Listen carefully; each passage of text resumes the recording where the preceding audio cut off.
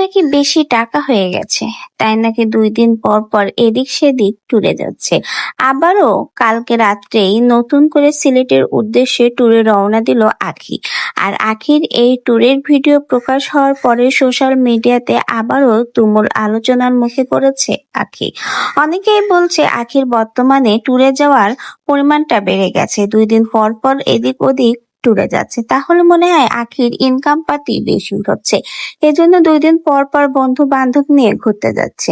আবার অনেকেই বলছে হয়তোবা সামনে বড় কোনো ধামাকা দেখাতে যাচ্ছে, এজন্যই 2 দিন পর পর ট্যুরে যাচ্ছে। এমনই নানা মন্তব্য, সমালোচনা। আখির এই ট্যুরে যাওয়ার ভিডিও প্রকাশ হওয়ার পর রিসেন্টলি আবারও সিলেটের উদ্দেশ্যে বন্ধুদের নিয়ে বেরিয়ে পড়ল আখি।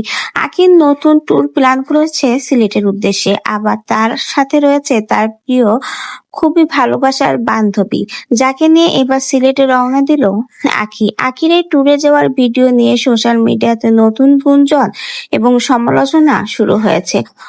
অনেকে আবার বলছে ইদানিং আখির টাকা বেশি হয় নিজেকে মডার্ন করার চেষ্টা করে চুল কেটে ছোট করে ফেলেছে। তার উপরে আবার 2 দিন আগেই কক্সবাজার নাফিসা নিসার সাথে ঘুরে আসলো, এখন আবার সিলেট যাচ্ছে। নিশ্চয়ই এর মধ্যে কোনো রহস্য আছে।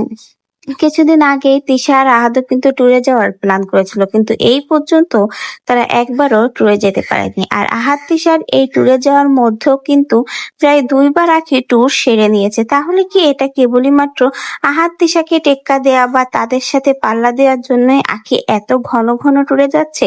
এমনই সমালোচনা, মন্তব্য আখির এই নতুন সিলেট ট্যুরে যাওয়ার ভিডিও প্রকাশ হওয়ার পর।